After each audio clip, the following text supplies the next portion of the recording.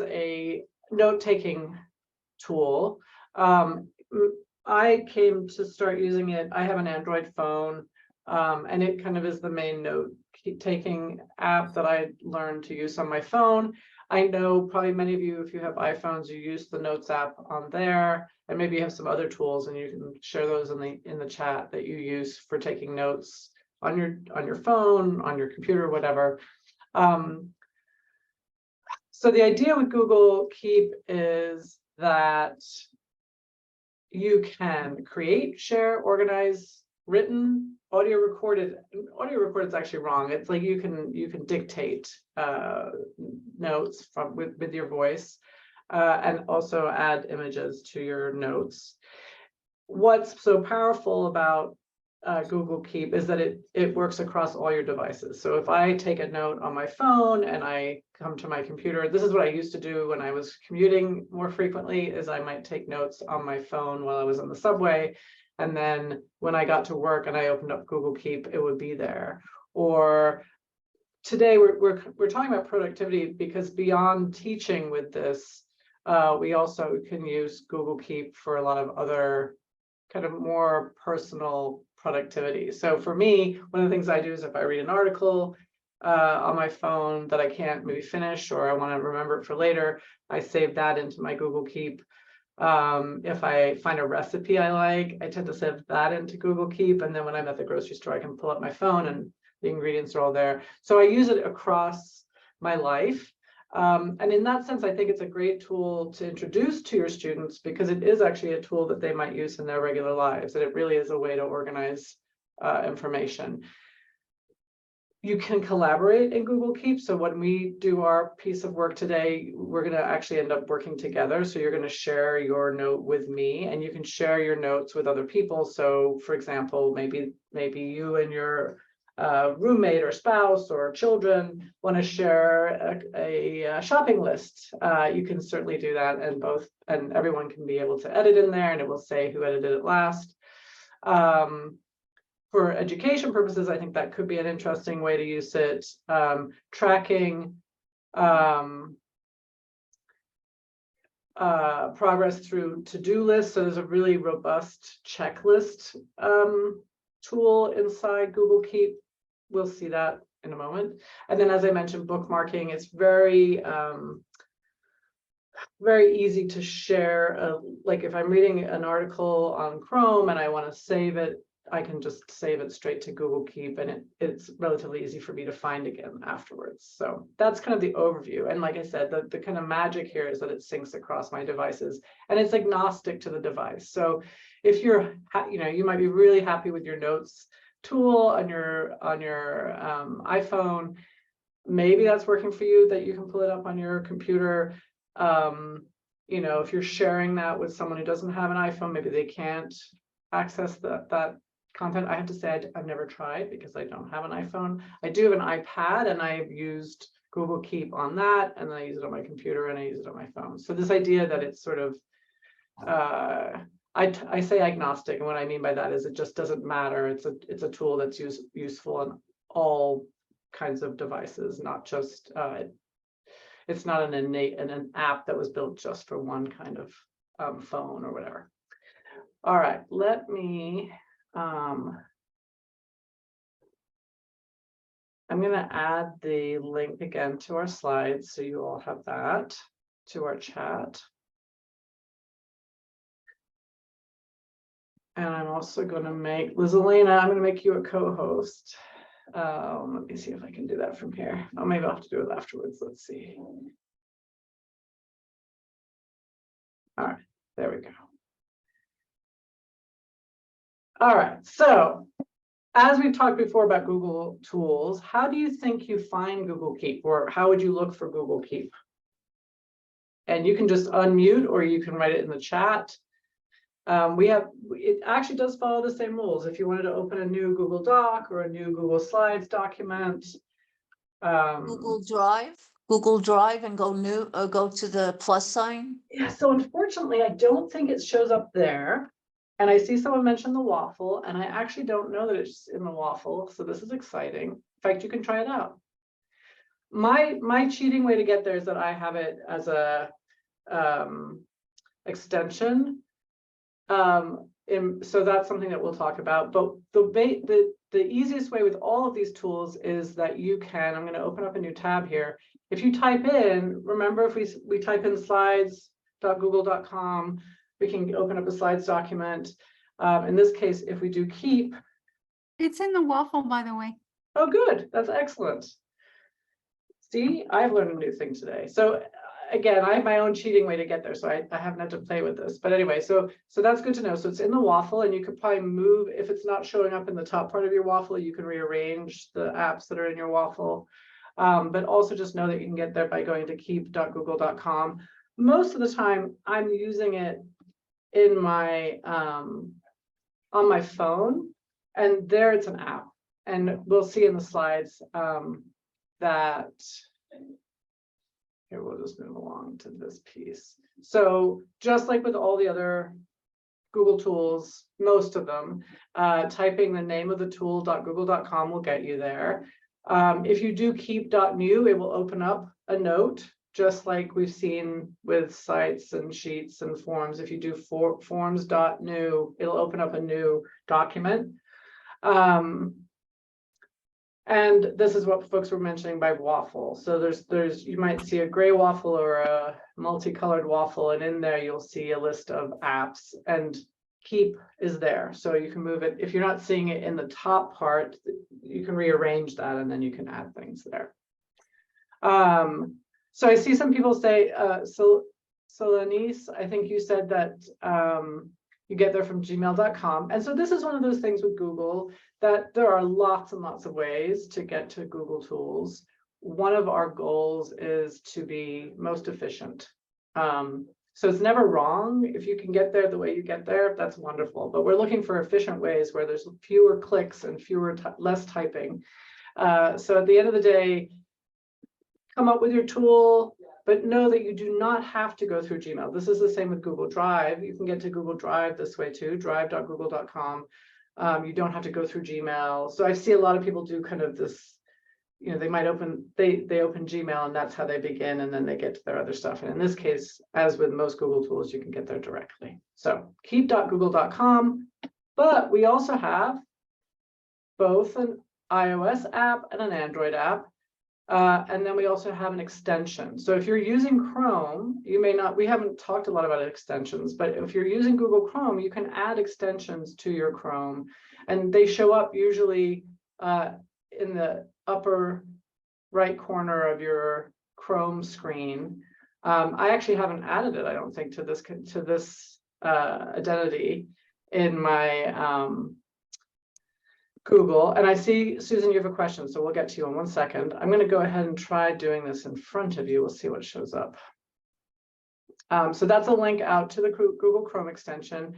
There's a whole host of extensions. So this is a whole area that you can go into, but Google Keep Chrome extension is here, and you go click to add to Chrome. I'm going to add the extension, and now you see it popped up here. So it's going to be grayed out most of the time, but if I go up there, let's see, did it not stay? Where did it go? Well, it disappeared, of course. I was going to show you. Normally we can, where is it?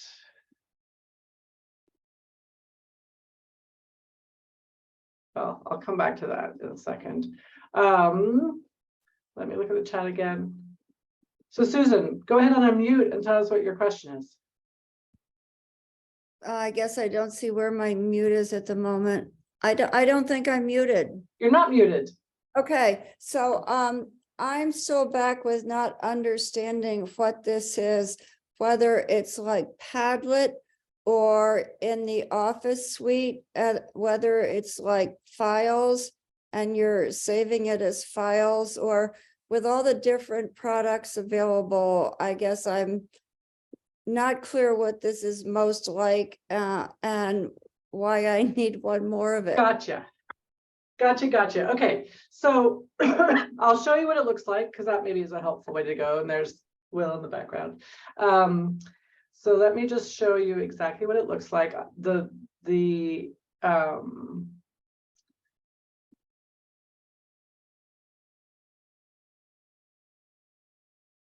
So this is what my Google Keep looks like, the Google Keep that I use a lot. So what I was showing you earlier was a different account. So this is my Google Keep. Most of the time I look at this, I use it on my phone. So Susan, imagine a situation. I don't know if you do this, but when I'm on my phone quite a bit, right? I might be reading an article. I have on my Android phone, there's a section on my phone where it suggests articles that it thinks I might like. And I'm reading the article. I'm like, oh, this would be a really good one to share with Liz Elena, because Liz Elena and I were just talking about this. And I could send it directly to her from my phone, but I might want to, I'm going to call it bookmarking it, right? So if we scroll down, these top, so the terminology in Google Keep are notes. This is a note-taking app, right? So they're short documents. To make a note, you click on take a note. You write, remember to buy ice cream, right? So that's just a note to myself. So later on, I'll remember to do that. And what I learned today is you can add a reminder that is actually location-based. So if I go to, I don't know if it's going to show me Key Food, right? So when I'm at Key Food now, it's going to remind me, it's going to send me a little bing on my phone to remind me to look at this note that I remind myself I want to get ice cream. Okay, so that's one use of it. Another way I use it is I have a number of mailing lists or emails that I need to send over and over again, right? So this is a message. I'm sure with your students, you have little scripts perhaps that you share with students where you're like, don't forget to send your homework in on Monday, or, you know, we don't have class on the 21st because of blah, blah, blah. So you have a set script and you copy it and paste it into several emails. Maybe that's a common thing that I end up doing. So I manage these mailing lists, and whenever I add new people to the mailing list, I want to include a welcome message. And instead of retyping it every time or having to go into my files to find it, this is faster for me. So I can just type in the search up here, I could type in Google, and I'll find all of the notes that have Google in them, right? So I can quite quickly find Google Club. This is the message that I send to new people from Google Club. So I can now copy this and paste it into my email. That to me was faster than going into a folder to go find a document that has this written inside it. So does this make this a Padlet, but Padlet's just a different company? So Padlet, okay, the limitations of Padlet are for free. You only get 3 pads, 3 Padlets. This is endless. These documents I can send to Google Docs very easily if I want to make it into a Google Doc. It has this checklist ability. So say that I make a checklist of all the things I need to get done. As I do them, it actually puts them down here below. So I can have a running checklist for like 20 years and be able to see the things that I've said I've done, which is actually strangely helpful, I find. But you can also just delete those things if you don't want to see them. So so far I've used it as a place to take a note that just came into my mind. I've used it as a place to keep short documents that I want to get back to very easily. To me, it's a little easier than going out to a Google Doc. So I would never, with Padlet, I feel like I use Padlet primarily when I really want to collaborate with a bunch of other people. And I will say I use Keep mostly for myself. We are going to look at it today as a collaborative tool because you can do that. But when you share it with another person, you're just sharing a specific note with somebody else. Where with Padlet, you often are creating a whole, wall of notes or whatever. Jamboard could be similar, right? Where people get to have their own spaces inside a single screen, I guess we could call it. Here, if I collaborate with you, you'll actually only get to one of my notes. You don't get to see all my notes. You get to see whichever notes I want to share with you, but you'll only see one at a time. So it's a little different visually that way. So I would say this is a little bit more, what I'm talking about today is primarily the work I do with Google Keep. That's for me. When you'll see in our slides, there's a list of resources at the end, a lot of suggestions for how it could be used with students. But you have to decide it. At first, I think the first step is to kind of figure it out for yourself and see if it has some functions for you. So we've looked at checklists. We've looked at making a short note to myself or a list, but maybe it's not a checklist. Maybe it is a checklist. We've looked at using this as a place to save short documents. One of the other things that this does is you can take a photo of something inside Google Keep. And once you've done that, I'm going to go in here and delete all of this. Once you've done that, when you're in the photo, you can, oh, is it not going to let me do it now in front of you? Maybe not. No, it Well, does. Go to the dots. Follow dots. Okay. Go to the 3 dots. These dots. Yeah, convert image. There you go. Copy. Thank you very much. That's So how it- beautiful. So this is part of Google's artificial intelligence, that when you take a photo of something and you put it into Google Keep, you can click on those 3 dots for more, and you'll have the option of grab image text. So imagine you see a poster on the wall somewhere, or someone gives you a PDF, and instead of retyping it, you can take a photo of it and click grab text. So right now you'll see there's nothing else in my note. When I say grab image text, it's doing the magic below here. So it grabbed all of the text from inside here, and it even made things into live links. Right? So again, this happens quite often where you see a sign or you see a flyer and there's a highlighted link in there, and to type that in is just not what humans are really very good at. So take a picture of it, put it through Google Keep, and now I have a live link that I actually can click on to go out to that document. So if you don't use it for anything else, that's kind of a fun one. I mentioned that I use it as a bookkeeping or as a bookmarking tool. So if I scroll down to the bottom here, oops, let's see, lost myself in here. So because I'm searching Google right now, it's only showing me all my Google related notes. This search up in this bar is just a word search. It's a pretty dumb search. It's going to pick Google out anywhere. So that's kind of great. Like you're like, oh, I have 20 recipes with eggplant in them and I want to find all of them and I didn't label them. We're going to talk about labeling in a minute. So there's a search that's just a word search. But say I want to find all my recipes. Down the side here, we have labels. So when I make a document, or make a note, I can label it, and I can label with multiple labels. So let's stop searching. Let's come back here. So again, as I mentioned, these top notes are all ones that I pinned. You can see that little pin symbol. As I scroll down, I get into the other ones that are not pinned. So you see that pin is just as an outline, and that means it's not pinned. Let's see if I can find a good example here. So if you look across these notes, so far none of these are labeled, I don't think. Let's go look at lasagna. Okay, so I have a recipe here. This is one that I bookmarked, right? So I was Googling it on my phone, looking for a good recipe for lasagna. I found one I liked.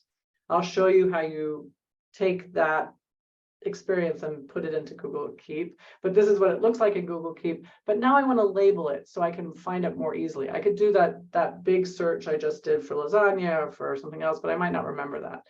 So I'm going to add label. There are all of these labels that I've created in the past. So maybe I know that I have one for recipe, and that might be good enough. But maybe I want to add one for lasagna because I love lasagna so much that I have a whole section of just lasagna recipes. So I'm going to add that one. So now it has two labels, and I'm going to go ahead and close it. Now, when we look at that note, we see that it has those two labels. So now when I come down the side here and I want to find all my lasagna recipes, I click on lasagna and I only get the one that was labeled lasagna. So this is the difference in searching, right? I could search for the word lasagna and actually have 3 recipes. And actually I should label all of them. So now I'm going to do that.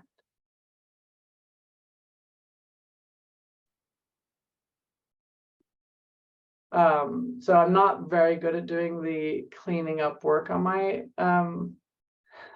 Keep. So you're seeing some of that bad behavior. But now I can add lasagna to this one. All right, so now all of these have the label lasagna. So it's going to make it a lot easier for me to find my lasagna recipes. So that's the labeling down the side. Is this helping, Susan? Is it more clear what it offers? Yeah, thank you. Okay. I'm going to stop sharing and I'm going to go over to my slideshow. Anybody else have questions?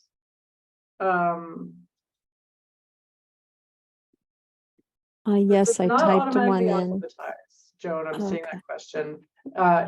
It's organized by date when you added it, and there's really no other way to sort except by looking in the search field. And someone else was talking. Who was asking another question? That was me. It's Joan. It was Joan. Excellent, Joan. Did that answer your question about the alphabetizing? Yes, thank you. So in that sense, it's Well, a, I have a Yep. question for you. Go, Judy. Does it make sense that when you add a note to give it a label? I am half the time not labeling and half the time I am labeling, and labeling, certainly if you are a very organized person, labeling it now will make it a lot easier. You saw that search, you know, if you don't label it, you're going to be doing a word search and you're going to have to remember words that might show up in the title of it or inside the body of it, and you'll get a lot more returns. It'll be a much dirtier search. If you label things, then it's really, you've actually really set up a very good system where only the things that you labeled very consciously with that label will show up in your search, and that's a much cleaner, faster search. But you're doing the work ahead of time by doing a better job with labeling. When I bookmark, for example, I never label because I don't even, it's such a fast process to go from the article to putting it into Keep. So when you're looking at Google Keep, there's 2 different ways that you're kind of using it. One is you go to Google Keep and you're putting content in right in there. The bookmarking one, you're actually out in the world finding an article in on your phone or on your computer and putting it into Google Keep. And that's the place maybe where I would like to make my habits better at labeling, because that's I don't label at that point at all. And with recipes, I used to be really strict and I would label everything, you know, all my recipes, but now it's sort of like there's so many recipes that I don't even know if that would really help my search. So I'm more likely to search by an ingredient that I want to use, and that way I'll find all the recipes, all the documents, all the notes that include that word. Does that make sense? Yeah, that makes sense. It's just, I think about my own personal laptop to declutter. And I'm kind of wondering how with Keep, can you keep it uncluttered, or like more organized? Yeah, and I'll say that it is, let's go back and look at my Keep again. It is a little unorganized. So again, let me get rid of that search. So now you're back into my seeing all my notes, right? So the general note, this, if I click here, you'll see all my notes. If I go down here, I'll see just the ones that have those labels. So I go back to notes. It's a bit like your Drive, you know kind of how you've organized it. The pinning is a helpful tool. I've obviously been very sloppy with my pinning, and I've kept a lot of things here at the top that if I was being a bit better, it's like starring in your drive where it makes a lot, you know, it's a much better tool if you clean out, if you unstar or you pin the things that you no longer need. And I just haven't taken the time to do that, but it hasn't hindered me, right? So I don't spend a lot of time here, like just going through my notes. I'm here because I have a very specific purpose. I want to find the note for NICAL. So these are all the notes that have to do with NICAL, and I can very quickly find the one that I wanted, meeting dates, right? So it doesn't have to be so, it's okay that the sort of big screen of notes is a little bit unwieldy looking, because you have quite a strong search, two tools. You have the word search, and then you have the labeling search. So I have a lot of notes, and some I will never come back to. And I'm definitely that kind of person. I don't know how many of you are the people who put things in filing cabinets and then never look at them again. And I've certainly done that in my life. And this is a bit of that, where, you know, am I really going to come back and read the article? Recently, there have been quite a few. So these are what the bookmarks look like, right? And these are articles that often pop up on my phone. Google thinks I care about these things. So these are articles that I think, oh, one day I might want to find some more sci-fi shows. Or I spent some time, you know, I really want to make enchiladas. I found a bunch of recipes and I put them in. And 2 weeks from now, I'm like, oh, finally, I'm going to get around to making my enchiladas. I could search for enchiladas and I'll find all those recipes, even if I didn't have them, label them with recipe. All right, so as you use it, you'll see it gets very messy. There's no place for you to create folders. There's no sticking things inside other things, which is what Drive is a lot about. Like when you're really organizing your Drive, you'll end up maybe with folders inside folders inside folders, which can feel, I don't know, it can feel very pleasing and very organized, but it's also a little impenetrable, right? Like it's certain things are now 3 or 4 steps away. Keep is designed as a very flat tool. It's one giant bucket. It's one file drawer. It's, you know, one notebook. It's just one flat thing, but it has a very robust search and it has that labeling component. You'll also notice that I make mine different colors, right? So you could be very organized with your color use too, if you're more of a visual person. So all the notes you'll see up here, all of these are those messages I mentioned, right? These are Google groups that I have to send out specific messages to. So I can search for the specific message, but I can also come and scroll through very quickly and find all the turquoise messages and be like, okay, it's going to be one of those. I've also pinned them closer to the top so they're easier to find, because if I literally scrolled all the way down, you know, there's a lot of content here. So it would take a lot to get there. So when I make a note, and now they've added, so you can add an image to a note, which can also make it stand out. You can add these backgrounds to notes and you can change the color. So if I'm looking at this document and I want it to stand out, I come down to the palette and there are these colors, which it's had for a long time, but now it's added a few other images. So we could add an image to the background. And then if we wanted to, we could actually add an image to it. You'd have to have images available, right? So some of those resources, you'll see people have gone to Canva or PowerPoint to make really, really meaningful images that go really well with a particular note. I'm going to be a little sloppy here and just add that image. But it does mean now, when I'm scrolling through, that will pop up very quickly for me. And I'll be like, oh my gosh, there's the daffodil to-do list from last September. So you have ways also visually to make the notes easier to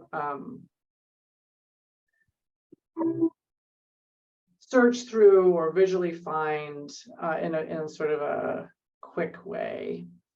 I'm going to go back to our slides because I want to show you what it looks like on the phone.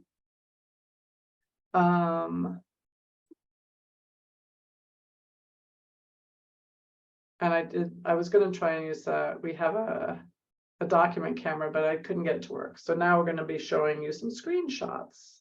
And let's see, is that? To our slides. All right, so what I just showed you now was this view, right? So we saw, this is what it looks like on my browser. I have this long list of labels on the side. The notes are here. I can take a note, I can search. There's some other places to click around up here. When you take a note, you have these three from the browser, you have these three icons immediately available. One is to make a new list. So if you click on that, it will already put those checkboxes in for you. You can add a note with a drawing. So there is the ability to draw, which I haven't found it to be that useful, but I can imagine, you know, if those times that maybe you draw on the back of a napkin to explain something to somebody, you could do that on your phone screen or your computer screen. And then you can also have an image, and that can be your note. And we saw how I just added images. The images have to already exist. And you're grabbing them from either your phone or your computer, whichever device you're on. And then once you are in the note, you have these options down the bottom. So this is the bell is like notification, then we have collaboration, we have our decoration, we have adding images, we can archive notes too. So you saw I'm very sloppy and I've left everything out to see. You could be really good at archiving. And so they're not deleted, but they're not in that immediate search, or at least they're not taking up that kind of main screen. And then you have the three dots, which has more things in it, like we saw earlier, and we'll see again in a moment. So that's what it looks like on the browser. On a phone, it's going to be more vertical. You're going to see, and again, this is an Android view. You make a new note by clicking on the little plus sign in the bottom right corner. You have the same icons, though, otherwise, really, that you had in the browser version. Once you start a new note, you actually have some more functionality because you have whatever your phone keyboard gives you. So if you click on the little microphone, it will, it doesn't record your voice. It actually writes what you're saying. So it's a way for you to dictate your message there.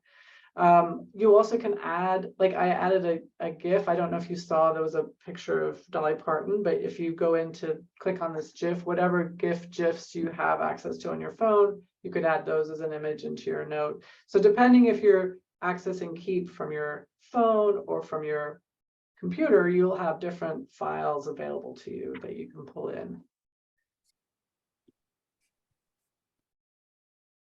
When you are editing your note, this is what I was saying earlier. So we saw that, right? We have a little notification bell, we have the collaborator, we have the background options, we have add an image, we can archive, and then this is that drop down with the three dots. So we can delete the note, we can add a label, we can add a drawing, we can make a copy of the note. Maybe it's something that you want another version of it because you're going to edit a little bit, and you can make a copy.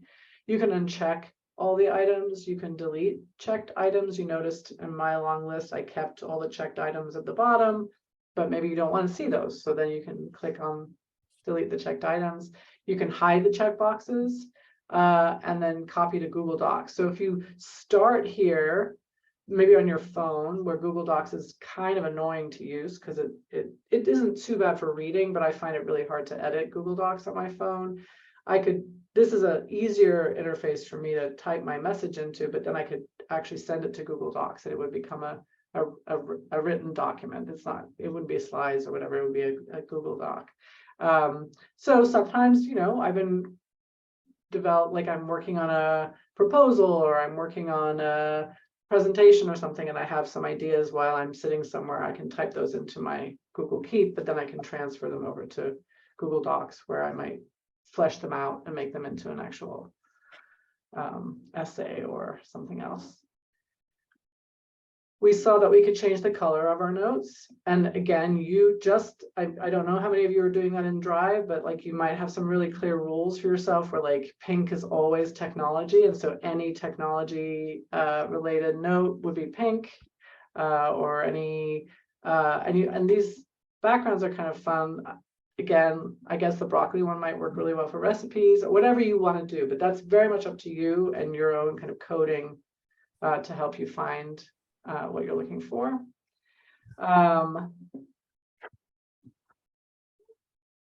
And this is what, so in this case, right, I had taken these items. These are actually what we're going to cover today in our workshop or in our meeting. And so I'd gone here to the palette and I think I picked the pencil pencil background. So once I applied that, this is what happened to the background. Then I can click on those 3 dots and get to label my note. And I want to associate this with Google, and Google was a new label for me. So I created a new label and now there's a little Google label there. So if I search, as I showed you, right, if I search for Google with just the word search,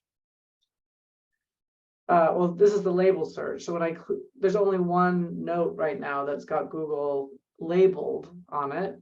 Whereas if I do that word search, I get every note that has the word Google anywhere in it. So you have a very sort of drilled down, precise searchability if you're good with using your labels, and you have a more broad catch-all search with the word search, which is it's a robust search, but it's not a very precise. It's not. You're going to have to drill down a little bit more. So maybe you would get to, you know, this is probably 16 notes out of my 200. And now I might need to go look for a turquoise one, because the turquoise one will be the one that has the message to send to all the Google Club folks. So that is the basics. We talked a little bit about drawing. So this I did on my computer screen, but you can do it on your phone as well. And you're just going to be using your finger or a stylus to draw something. I saw something, and I haven't been able to figure out how to do it, where say you drew a bicycle and then you could actually get their AI to turn that into their kind of clip art bicycle. So I'm going to look for that, but I haven't figured that out. So right now it would just be saving my drawing. But I could see, again, you know, if you're using this, just like the back of a napkin, that there are times when it is helpful to be able to make a little diagram or something, and you could do it here, and that way you've captured it. So when I think there's times in my life when I'm like, oh, I need a piece of paper and a pen, and I'm always like, ooh, is this a moment for keep? Instead of having it on some piece of paper that I might lose or not have with me wherever I'm going, if I did it in Google Keep, I'm going to have it with me wherever I have my phone, and generally I have my phone with me. So that's kind of where I notice my thought process takes me to Google Keep, is like, you know, this is a moment I want to jot something down. Instead of doing it on paper, I'm going to try and do it on my phone. Liz Elena, do you have anything to add or any thoughts?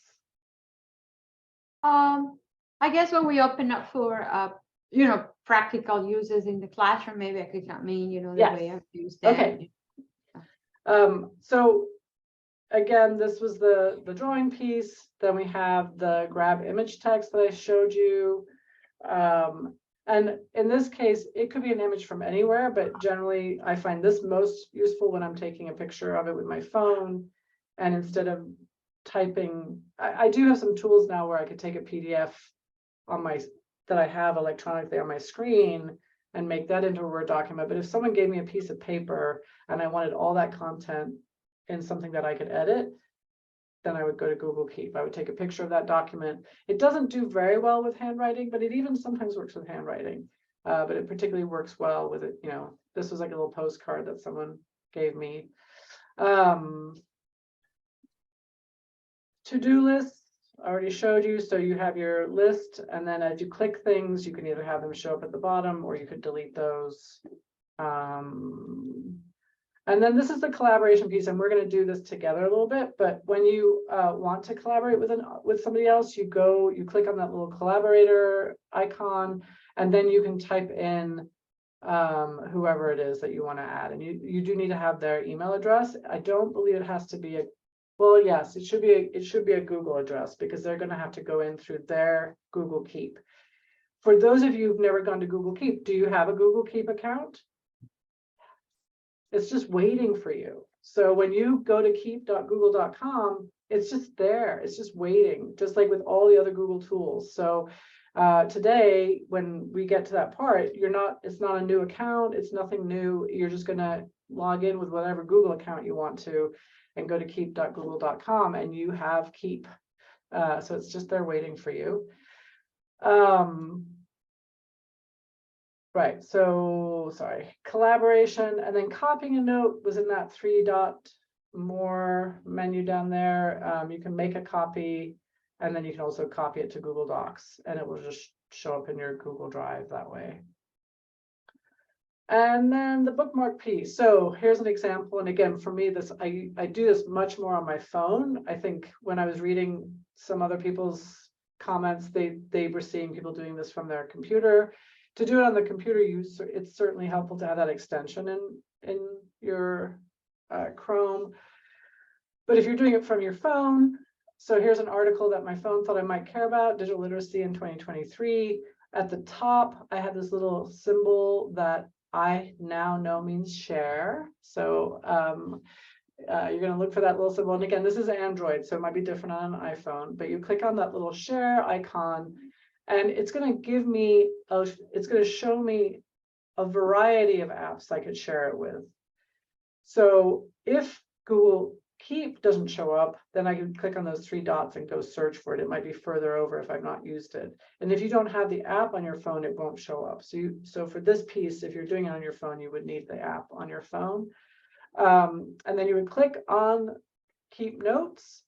It would show you this little image of what it was going to put in there, which is basically the link. And this is where I could label it. I just never do. And I can see which account it's associated with. So that's exactly the Google Keep I want it to go to. And then if I come to my Google Keep, this is what I'll see. So it'll give it a headline and the title line will be the name of the article. There'll be a link to the article. And then with the link, they also make this little kind of image. So you kind of remind, maybe that'll help you remember. Again, this is that visual piece for some people. The visual image there might help you remember what the article is about, but you have it all there. And I did literally, so I clicked share, I clicked keep notes, and I clicked save. So with 3 clicks, I now have this saved somewhere that I can get back to. And that for me feels really, really good, even if I never go back there. All right, and then we have a bunch of resources, and these, like I said, are very much aimed at using them in school or with students. Today, or the first way I think that's helpful for people to understand what Google Keep can do is to play with it themselves and notice their own habits. But I do think it's a really robust tool to use with students, in that I do think whatever you do with students using Keep will echo or will have a resounding effect on their regular lives. And we have a lot of tools we use in education that do help us develop good digital literacy skills, but they're not actually the tools we'll probably end up using outside of class, right? So Google Classroom, great digital skill training, but it's not actually a tool that most people are going to use in their regular lives. Maybe with their children, they'll use it or something, but very few of them will use it in their regular lives. This is actually a tool where I probably use it on a daily basis, which is not even true with other parts of Google, right? I don't do Google Docs every day, but I definitely do a Google Keep note probably every day. Yeah. So go ahead, Liz. Oh, anybody have questions about what I've covered? And otherwise, Liz Elena, take it away. Oh, sure. So one of the things that I wanted to amplify that Nell was saying about Google Keep, right, is how practical it could be and how much it brings digital literacy skills to work with students. The way when I was working with the teacher about a year ago, we started to use Google Keep to teach the students skills to organize their work, right? So one way we started was, well, this is a good, not only digital skills, but also skill in life. So we began using the checklist and teaching them how to organize daily tasks for that particular class. Now from that, so of course, the first part of it, they encounter the tool, they like the tool, they become acquainted with the tool, and then we notice how much they liked it. And then from that, we move to, for example, moving a vocabulary list to inside the Keep, so we created a note. They all collaborated with the Google with the vocabulary words, and they began working with having a conversation about the words we were using within that particular unit throughout the unit. Now you could tell I can use that I could do that with the Padlet. I could do that, but mind you, this is free. It's part of the Google Suite, and Padlet is limited if you don't have the account. So that's one way to think about. And another way, which robustly used the Keep, was with essay organizing, right? So when you have that preliminary phase of, okay, let's do a little bit collaborative writing before moving on to writing by yourself, we use the Keep to do all that together and leave notes and annotations, accessibility, right? Which you could do with the Google Doc, but this seems a lot of fun for the students, and we were able to organize it with the labels. So again, we began with organizing tasks for the week, vocabulary, essay writing, collaborative writing that we did. And one very useful thing that we began to use, because it was a Spanish HAC program, it was the grab the image and convert it to text, and from text translate, which was a little bit, look how many, we learned it right in the class. The organization had a lab dedicated to the student, but they learned to grab the image, upload the image, convert the image into text. It was in English, but then Google has Translate, right? Google Translate. And then from Translate in English, we needed the document in Spanish. So we learned how to translate, and we learned how to move that Spanish into a Google Doc and then make up our own reading material. So that was robust the way we did it. It's not a 1, 2, 3 process, but I felt the way we scaffolded was effective, from a checklist to works to collaborative writing to create your own reading material type of thing. So I wanted to add that I saw it worked. It worked with within the Spanish adjacent context. So that's what I wanted to share.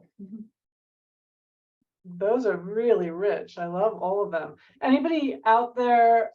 So I know 1 or 2 people maybe had used Keep before. Do you want to talk about how you've used Keep? I'm going back to our chat to see who said yes.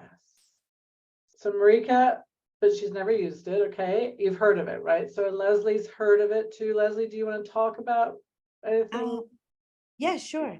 Well, I mostly use Keep because I find that bookmarks, I get a little lost with just remembering which bookmark, where I placed it, or which browser I placed it into my bookmarks.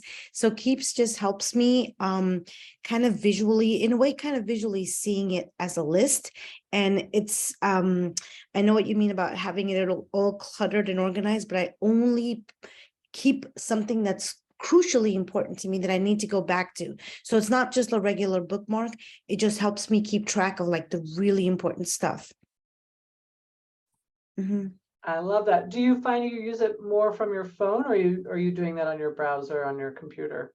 That's why my response was my Gmail. That's where I find it, because I only use it when I'm on my email and I'm going to all these links that people are sending me, or really important things that I have to attend, or things that I need to organize, and I put them in Keeps.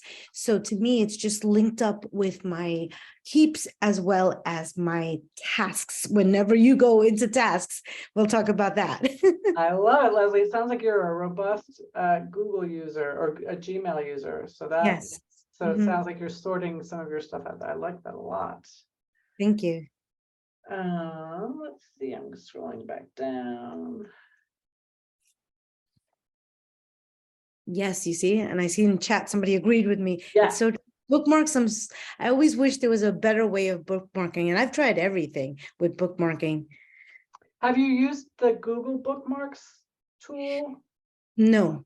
So our colleague Cynthia, Leslie, have you been doing it? Because I know Cynthia really loves it. I've not been doing it because I like everything in my Keep. But when I was talking to her the other day about this, she got very excited. We can pull something out about that.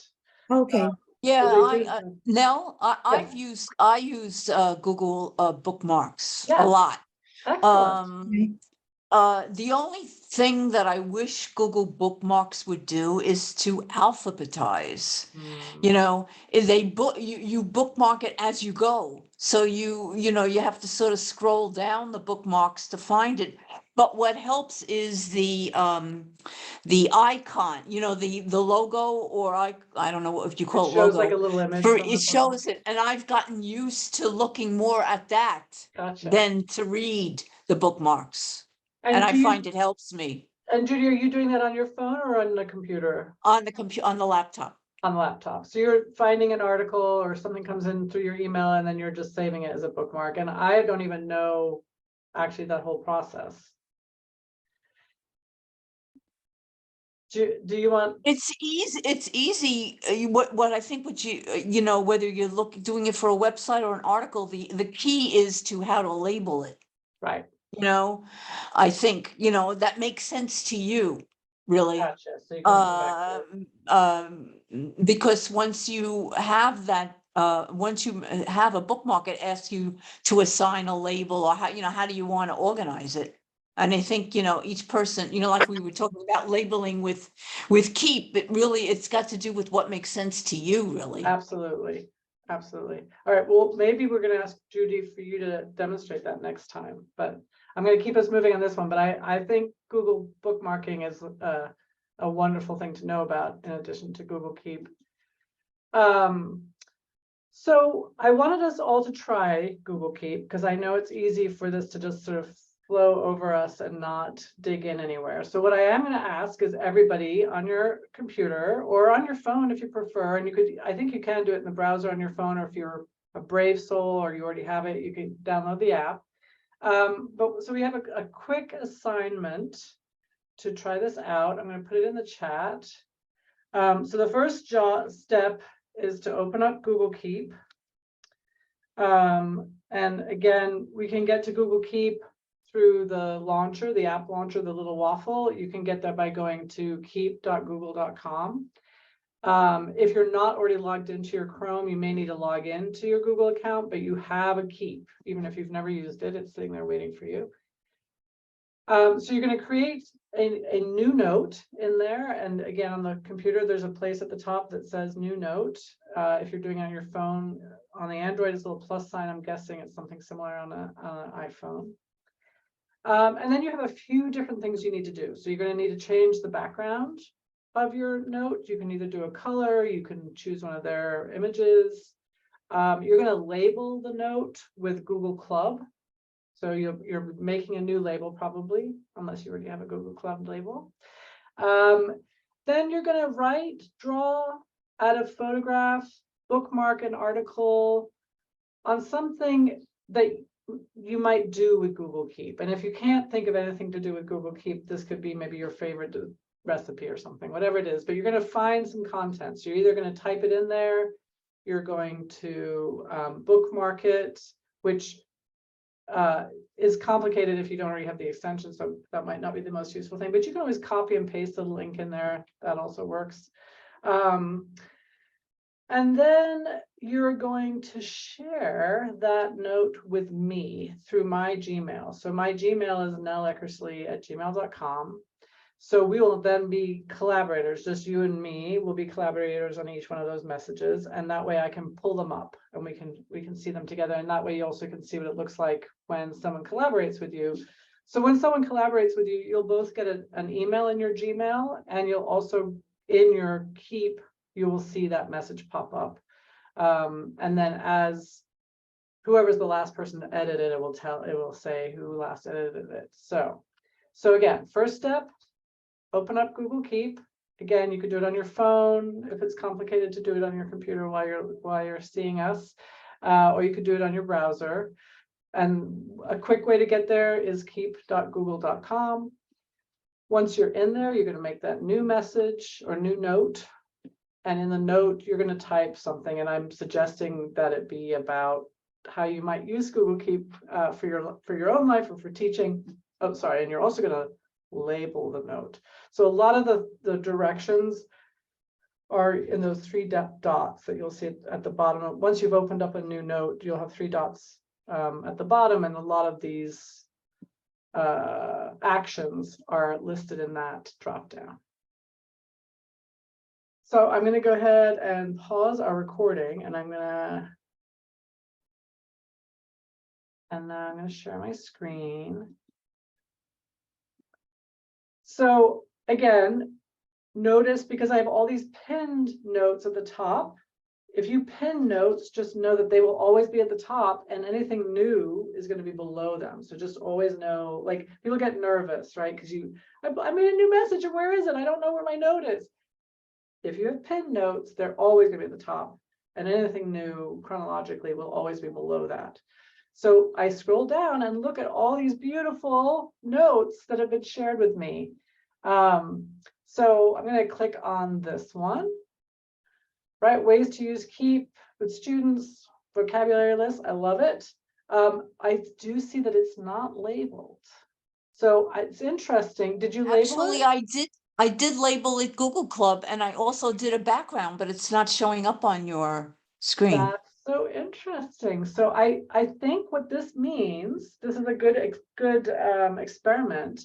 What this means is that the labels and the backgrounds are up to you individually, right? Okay. So if we think about when you share in Google Drive, if I was to share a folder with you, and in my Drive, I've made that folder orange, but I share that folder with you, when you look at it, it will not be orange. It will be up to you to decide what color it's going to be. And it makes sense because, you know, my Google Keep labels are my particular scientific experiment, and I might not contain the same labels as yours.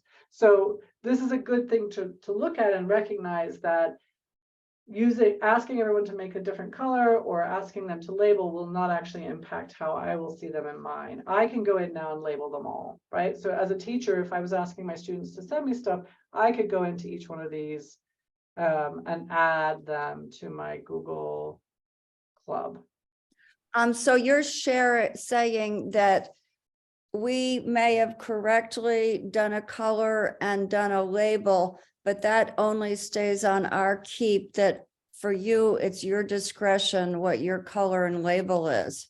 Exactly. Press save. We saved it for us, or we saved it to go to you, but we didn't save it for you. Exactly. So Google Keep will let us collaborate, but it will not add those sort of individual choices of whatever the background color is and whatever the label is. I can do that manually now. But I could add food and wine to this one, and you won't see that label on your version, even though we're in the same note. So the label, the background color do not transfer with the collaboration. The content does. So in this example of ways to use Google Keep, I can actually come in here now and edit it, right? So we see it was last edited at 5:10. If I come in here and say, I love ice cream, and then I close it, now that person's, first of all, I can see that it looks different, right? It's no longer this weirdly grayed out image, because I'm the last one who edited it. And when this person goes back to look at it on their Google Keep, they're going to see it like this, where it tells you shared from. So we're kind of playing ping pong. Yeah, Nell, I just saw your I love ice cream on my, Gotcha. I got it. So it was Google Keep that added this graded gray, just to tell you that we all just did this. So we're sort of grouped in a mnemonic that it created. Exactly. And it's letting me know that someone else added a message. So now if Judy was to go in and edit her note again, it would turn back into this slightly grayed out ombre looking thing. And that's a message to me that note has been edited by somebody else. And again, in my life, that is maybe several people in my family could all put things on a cooking list, or on a shopping list. And so you'd have multiple people editing the same list. This is also another thing that's different than Padlet, right? One of the things that Padlet does that is particularly strong or an asset to Padlet, or a reason to use Padlet, is that people can't edit each other's stuff generally. So we are all on the same page, adding our notes, but whatever my note is, maybe you can love it or hate it, but you can't go in and mess with it. In this case, once we're collaborators, we both have equal access in that. So if we were a classroom teacher, how would you choose between using Google Docs and using Keep? Or what's the difference there? So I think my that's first going. thought would be, what is it that you want to have happen, right? So keep for me are generally short messages, where a Google Doc would be a longer document. So we'd be really concentrating on writing. And I love that idea, like collaborative situation in a Google Doc where people are writing and maybe people putting comments on the side or writing in different colors or something like that to indicate different authors. In Google, for me, Google Keep, I would not use that way. What I could imagine is having the vocabulary list that maybe we're working on together. So there's a long list of vocabulary, and all the words that I'm interested in, I'm going to put in, and all the words that you're interested in, you're going to put in, or a teacher maybe starts it out, or reading links, very short. I mean, I generally, Okay, so it's like a bulletin board, I maybe. think that's a great, yes, I think that's a And great if you're- comparison. If you're trying to work on writing in class, you would use Google Docs, not Google Keep. Right. I would agree with that. Liz Elena, do you have a thought? I mean, there might be certain. Yeah, well, that's a good point. It depends, right? As I said, it depends on the task and the design of your task. But what I noticed, for example, in practice, right, practical matters, that with the Google Doc, even though I had page 1, group 1, page 2, group 2, it got a little messy. Because you type and then it moves all the way, it drags down. What I noticed with Google Keep, let's say we were doing collaborative writing, when I did, so I created 4 notes and I shared it with the 4 different groups. So I was able to organize group 1 with only group 1 had access to that. Only group 1 was collaborating. So I was able to put all the groups together without being that messed up, like Google was causing a lot of trouble with that. And then when we finished, I was able to kind of myself, right, as a teacher, combine all the notes and then in one note, and then I shared, and then everyone had access to that. So it was kind of, it made me, I broke down the process a little better. And I thought that was a benefit over Google, because the Google document was getting a little confusing for them and messy. Okay, here's what I think. I think I've learned a staggering amount today, and I would have been so scared and felt I'll never touch it. But now I do feel like I've got an idea of this. But if you're looking for a topic for next week, Wednesday, although there's 16 of us, so this is just one topic for me, it's how to teach writing with Google Docs. What's the slimmest, easiest, more, say I've collected 20 essays where people have written about their name. And as you could see on this one, even though we're level 5, this writing was to me totally confusing. So it would be, good God, where do I go from here? I've got these essays from 20 people, and at least this one is not very, and I'm also teaching simple sentences. This is their first week, so I'm trying to teach simple sentences. So it's, oh my God, what do I do now? And I suppose Google Docs is maybe it, but in a really simple way, because I'm trying to teach simple sentences. So I'm not trying to teach complex computer skills. Right. So I think, so I put it down as a note. Like I said earlier, this is what we want from you guys. Definitely any situations that you're experiencing with Google and want some support in, or things that you would like to show us that you found a really great way to do something. And maybe this is one of those topics where different folks have done different things. So we'll capture some of that information. It won't be the next Google Club because we've already scheduled that one, but we will definitely put this into the topic list. Susan, that was really a very helpful request. And if any of you are using Google Docs, feel free to let us know, and that way we can have for writing, That way we can include you and have you also demonstrate some of the ways you do. As you can see today, I do fewer workshops and have less interaction with students than Liz Elena does. And so I tend to think about these in my own life. And so it's really helpful to have real life examples, and you're the folks who have those the most abundantly. So it's great to have the questions asked, and it's great if any of you have answers or would like to share in the future some ways that you've found to work, because this is the complexity. And I think, Susan, you also brought up another really great point, which is the challenge we have in that your main focus is to teach writing. How much do we want to take time out to do the digital skill piece? Yeah, it's to use digital skill only to facilitate the English, because I'm Yeah. not a digital skill teacher. So it's, yes, the simple digital skill way to do this.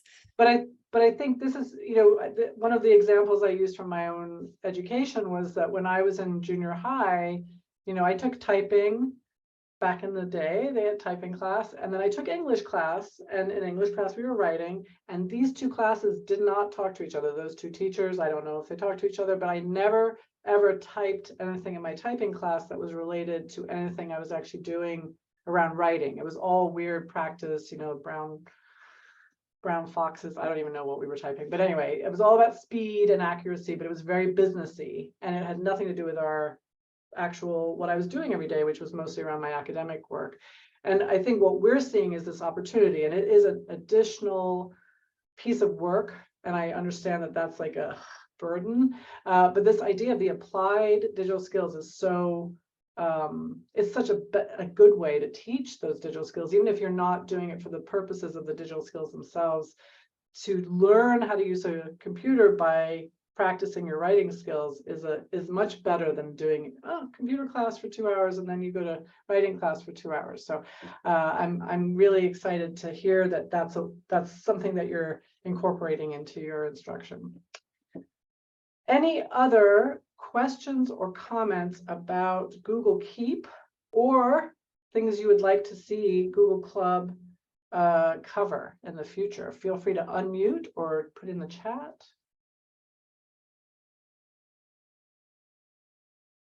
And I will, in the slides, there's a resource page with probably about 6 or 7 different articles that are very similar to what Liz Elena shared with me. Actually, you guys didn't get to see it, but they're these things where it's like 10 ways to use Google Keep with your students. And so there are some real practice uses there. Okay, good. I'm seeing some requests in the chat. So YouTube editing and WhatsApp instead of email, something like that. Yes. So I've been hearing that from teachers, particularly around email. So we can have a conversation about that and maybe talk about some of the rich ways that email will entice people in. Judy, you have your hand raised. Yeah, I'm just wondering, only because someone said YouTube editing. Are there supplemental YouTube videos about Google Keep that you think would be useful to us? It's funny because this is one that I didn't go and look at YouTube videos on, but what we do usually at the LAC is we have a number of playlists that we've developed, often with content that we did not develop, but that we found useful. And I will create a Google Keep playlist there and include that in our blog post. So what happens now is we'll stop recording. I'll take the recording of this session and put it up on our blog and then include the slides there, and we'll add a link out to any playlist that I create. And that way, when and if you come back and are like, oh, I want that, someone said something amazing about Google Keep, you'll be able to come back and get all of this content again in our blog. I think we're done, unless anybody else has any other questions, comments. Liz Elena, did you have any last things you want to say? No, we're good. Okay, excellent. And we're on time even. So let me just share my screen very briefly to show you. So you have access to the slides, and I'll also email them out to you. So these were those resources I mentioned. And then just to, we have some other pieces in here. Liz Elena has created a really rich resource website where a lot of this also sits. We don't do an evaluation at the end of every session for this particular club, but we will do another one on a quarterly basis, and I will send that out to you when it's time. The next two Google clubs are scheduled, and the registration link is in here. And again, I'll send that out in the email to you all.